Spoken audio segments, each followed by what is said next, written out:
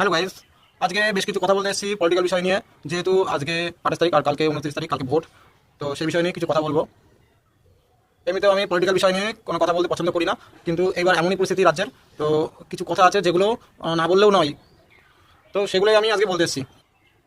এইবারে ভোটটা যেহেতু খুবই গুরুত্বপূর্ণ, তো কে কোন পার্টি করে আমি জানি না, তবে যেই পার্টি করো না কেন এইবার ভোটটা মাথা ঠান্ডা করে সঠিক জায়গায় দেওয়ার চেষ্টা করবে, আর সঠিকভাবে বুঝে তারপরে ভোটটা দেওয়ার চেষ্টা করবে সবাই। তো আজকে কী কারণে ভিডিওটা করছি সেটা বলার আগে, তার আগে ছোট্ট কিছু কথা আছে যেগুলো বলে নিই আমি। যেহেতু আমি একটা শিক্ষিত ছেলে, ইতিহাসে এমএ করা আছে আমার, আমি প্রথম থেকে মাস্টারের জন্য প্রস্তুতি নিচ্ছিলাম। তো আমাদের রাজ্যের পরিস্থিতি দেখে মানে এমন একটা অবস্থায় দাঁড়িয়ে আছি যে মাস্টারি চাকরি তো দূরের কথা, এই রাজ্যে সামান্য একটা লেবারের কাজও পাওয়া যাবে না যা মনে হচ্ছে।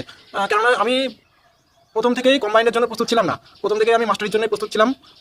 তো তোমরা সবাই জানো যে বিগত 15 সালে মাস্টারির শেষ চাকরি পরীক্ষা হয়েছিল, তারপরে এখনও মাস্টারি চাকরির কোনো দেখাই মেলেনি। এসএসসি তো পুরো এই মুহূর্তে বন্ধ, আর যেহেতু সিএসসি এখনও চলছে, তো সেখানেও এই রাজ্য সরকারের কারণে সেখানেও দুর্নীতি হচ্ছে।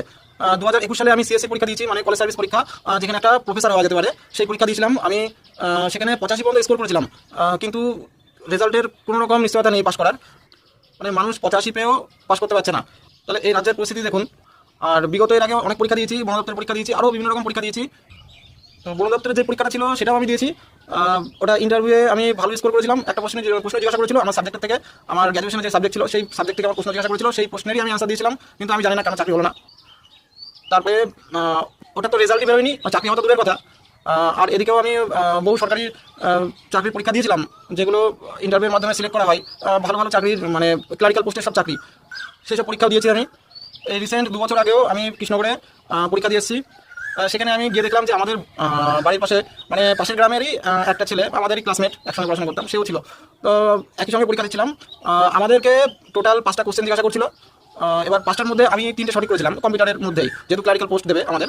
তো আমার সেই ক্লাসমেট, সে মাত্র 5টার মধ্যে 2টো কোশ্চেনে আনসার দিয়েছিল, আর আমি 5টার মধ্যে 3টে কোশ্চেনে আনসার দিয়েছিলাম। কোশ্চেনের লেভেলটাও খুবই হার্ড ছিল, যেহেতু ক্লারিক্যাল পোস্টের একটা ভালো চাকরির পোস্ট, সেহেতু চাকরিটা আমি পেলাম না। কিন্তু সে 2টো অ্যান্সার দিয়ে কী করে চাকরি পেলো আমি এখনও পর্যন্ত বুঝতে পারলাম না। সম্ভবত এই রাজ্যে চাকরি হবে না এখনও পর্যন্ত, যতই পরীক্ষা দিই না কেন, যতই কোয়ালিফিকেশন থাকুক না কেন। আমার এমএতে ফার্স্ট ক্লাসে পাস করা আছে, কিন্তু তাও আমার এখনও পর্যন্ত চাকরি হয়নি, আর এখনও পর্যন্ত চাকরি হবে কিনা তার কোনো গ্যারান্টি নেই। যাই হোক, সেকেন্ড পার্ট নিয়ে আলোচনা করছি। যেহেতু আমার বাবা একজন গভর্নমেন্ট সার্ভিসম্যান, রিটায়ার্ড সার্ভিসম্যান এই মুহূর্তে, বিগত বেশ কয়েক বছর ধরে ভোটের কাজে নিযুক্ত ছিল।